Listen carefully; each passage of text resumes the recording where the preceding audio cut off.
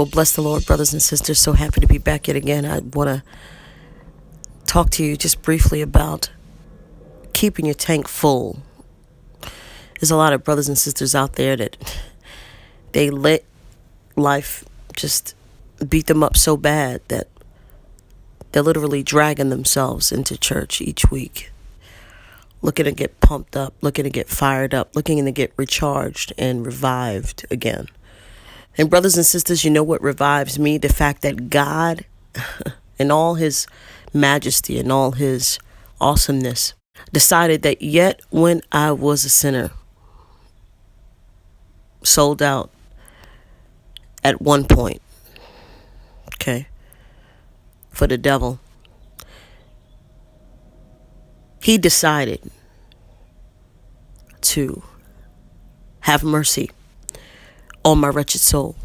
He decided that even though I didn't know, but he knew that I would come home to him. He knew that I would serve him. He knew that eventually I would get to know him and chase after him and live my life trying to get it right to the very end.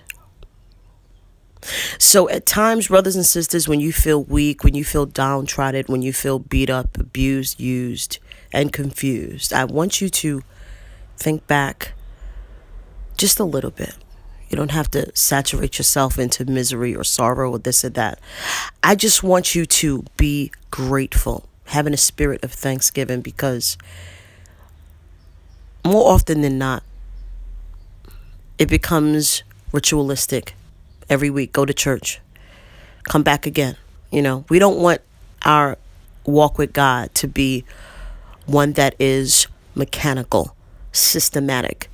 We want each and every time that we serve the Lord, we don't have to wait until Sunday. We don't have to wait until Saturday. We don't have to wait a week. We don't even have to wait an hour. That our tank is filled up enough to know the goodness of God, the mercies of God, the love that he has for our soul.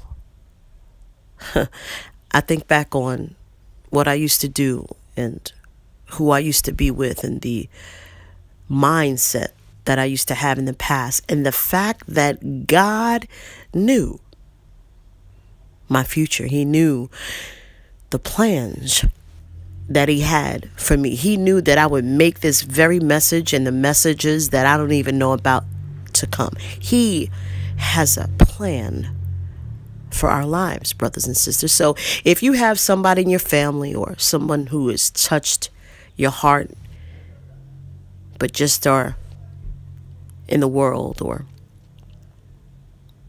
in the grip of Satan right now, just know that God has a plan for them.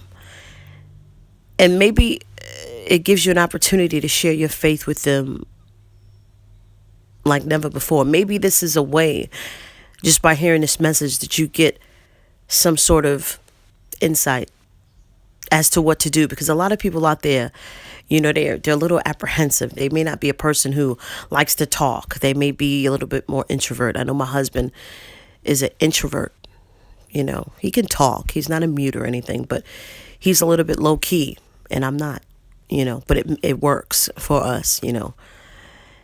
Some people just not, you know, very vocal a lot of times. It doesn't mean that they don't have a lot on their mind. It doesn't mean that they're not deep. It doesn't mean that they're not awesome people. It's just that God designed them the way he designed them for their purpose. We are mandated, we are created to give God the praise and the worship that he so desires and is worthy and deserving of. You know, years ago, when I was in the world, just a quick little nugget, I remember I was going to a club with someone I knew, and truth be told, it was just a rush. We felt that we had to be there, you know. We had to be on time. We had to put on our favorite outfit, our worldly outfit. You know, we had to look a certain way. And we had to show up on time. And I don't want to be too graphic or too gory, but I want to be real and raw in terms of the, how can I say, the driving force. You see, when you serve the devil, brothers and sisters, there's a driving force that the devil always have you chasing. He will set the stage. He will give you the right excuses for this or that. He will set up the lies for this and that. He will always set you up with a satanic plan B. Okay? Literally. And when you are, serving the devil, you in your own heart, mind, and soul have so much energy. The devil gives you energy. I mean, you could be tired, but he gives you energy to sin. Okay? You could be exhausted. He gives you energy to go to that person's house, and it's 2-3 o'clock in the morning, but he gives you that energy. He gives you that energy to sin. He sets it up. Why is it that we as children of God don't have that same driving force, that same energy, that same commitment in serving God Almighty? Why is it? Why do we have to wait for people to pump us up to serve God? Why is it that we have to wait till people, say the right songs to get us up? But yet when we were in the world, all we had to hear was a beat. We didn't have to hear the whole song. All we needed was just the beat to get up on our feet and start serving the devil.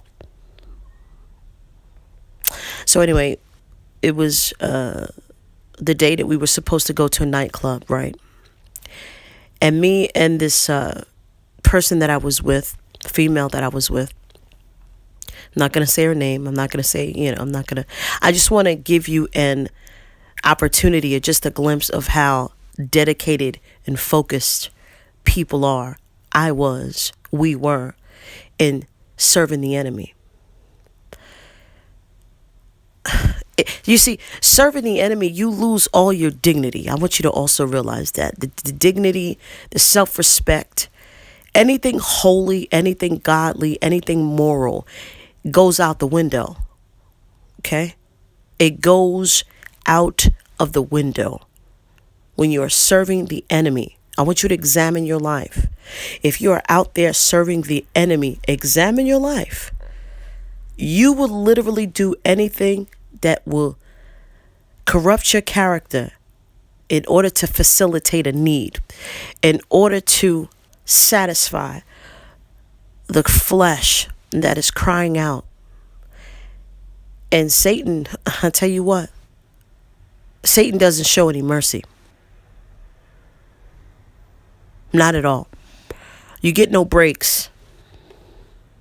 That's why I believe when people go to hell, there's no such thing as getting a break. There's no such thing as, back in the days they used to wrestle and they used to say, tap out, uncle, say mercy, mercy, mercy, mercy.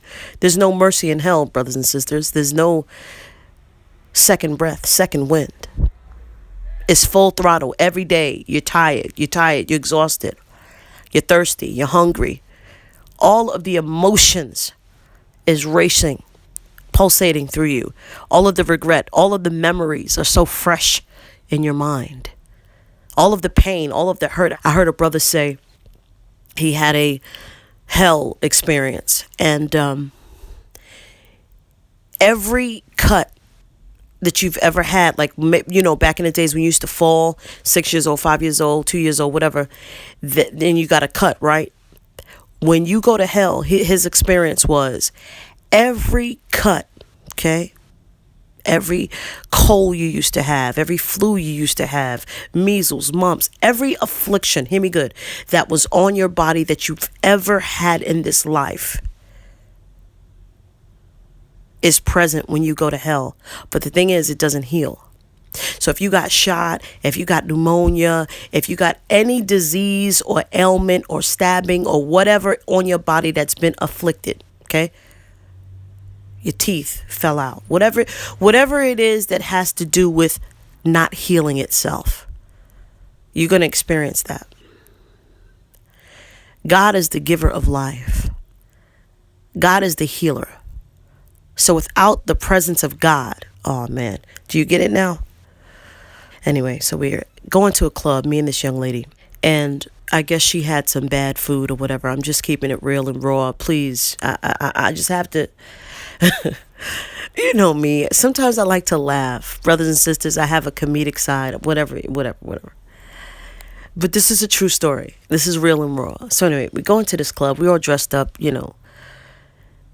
and we got about 15 minutes to go to this club. Because, when you go to a club, it's a long line, yada, yada. But we frequent this club so much that we got to a point where we could just go right in type thing. And this young lady that I was with, she was so amped to go, and so was I, ready to go. But she had to make a pit stop to the bathroom. And, she had diarrhea, and it was pretty bad. Long story short, truth be told, it got pretty messy. It got pretty messy. And I say this to say, when the devil says, I don't care, you're going anyway. I don't care if you poop on yourself. I don't care if you cut your knee. I don't care, whatever the case is. When you're serving the devil, I told you, your dignity goes out of the window. So she tried to clean herself up as much as she could, but she threw her panties away. I'm just being real. I'm being real. Can I be real on this channel? I mean, I'm not trying to get graphic. I'm trying to let you know, brothers and sisters, that the devil is a downright dirty, disgusting liar. And I'm not saying this to put this person on blast, okay? I'm letting you know, okay, that when it comes to serving the devil, I mean, think about all of those prostitutes out there. Think about all those drug dealers out there. Think about all of those murderers out there. Your discretion and your tact and your decorum and your dignity is out the window. When you are serving the devil, you do what you got to do because you're serving the devil. So we go to the club, and this person is dancing up a storm for the devil. And so was I, dancing up a storm for the devil. And I look back at this now, okay? Okay, all of this is to say,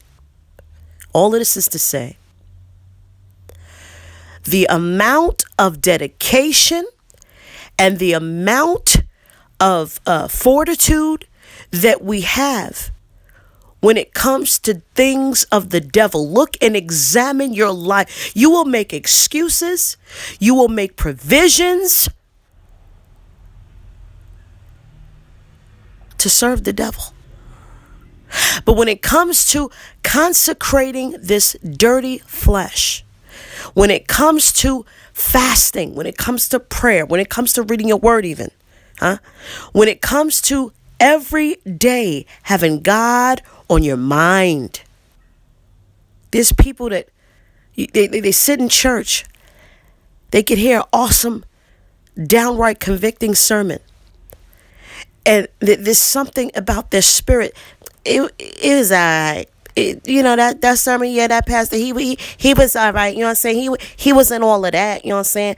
I visited your church. You know what I'm saying? I was expecting more. You know what I'm saying? It was all right. It was all right. It was all right. It was all right. We're talking about transformation. We're talking about humbling yourself and letting God do spiritual surgery on your soul.